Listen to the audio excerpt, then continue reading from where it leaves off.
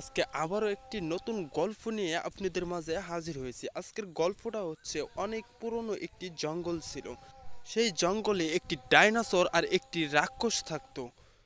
রাক্ষসটা খুবই শক্তিশালী ছিল আর কাল্পনিক জাদুবিদ্যা জানতো রাক্ষসটি।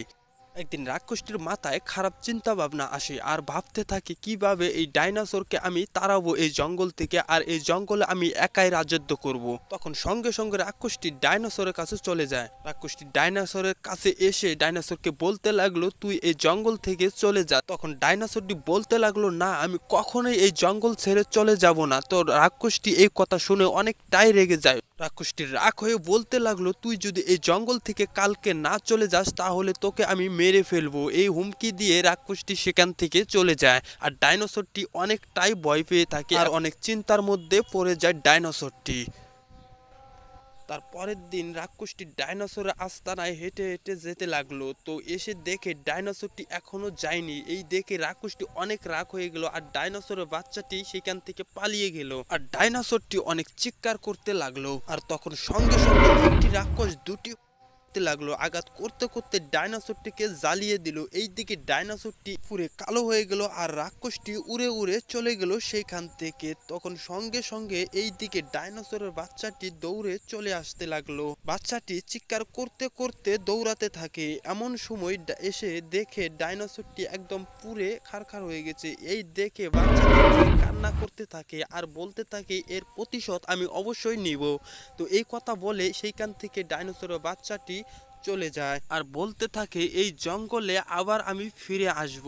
এইদিকে ডাইনোসরের বাচ্চাটি দৌড়াতে দৌড়াতে অজানা একটি জঙ্গলে পৌঁছে যায় আর সামনে কঙ্কালের রাজার দেখা পায়। কঙ্কালের রাজাটি তখন ডাইনোসরের বাচ্চাটিকে দেখে বলে, তুমি কে? তখন ডাইনোসরের বাচ্চাটি কঙ্কালের রাজাকে সবই খুলে বলল। কঙ্কালের রাজা ডাইনোসরের বাচ্চার সব কথা বুঝতে পারে।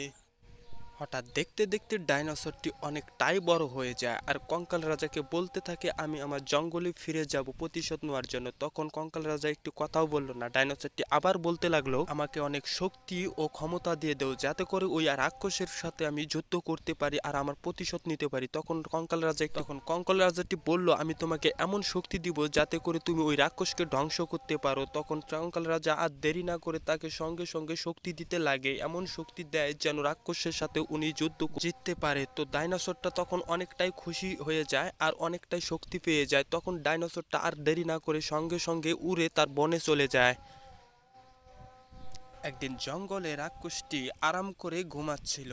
এমন সময় ডাইনোসরটি তার সামনে চলে আসে আর তখন ডাইনোসরটি বলতে থাকে, আজকে তোকে মেরে আমার প্রতিশোধ নিব। তখন সঙ্গে সঙ্গে ডাইনোসর জোরে জোরে চিৎকার করতে থাকে ডাইনোসরটি। তখন রাক্ষসটির ঘুম ভেঙে যায়। রাক্ষসটি উঠে বসে পড়ে। তখন রাক্ষসটি বলতে লাগে, তুই কে রে? তখন ডাইনোসরটি বলে যে, আমি ওই বাচ্চা ডাইনোসরটি।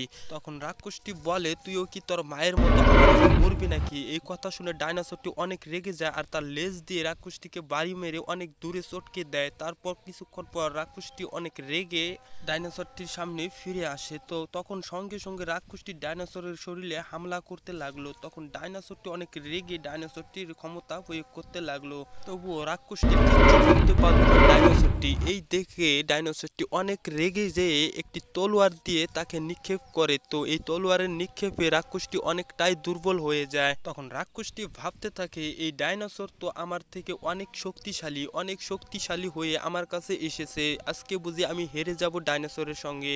এই কথা বলতে না বলতে রাক্ষসটি 3 খণ্ড হয়ে যায় তার তলোয়ারে। তো তখন ডাইনোসরটি অনেক খুশি হয়ে সেখান থেকে চলে যায়।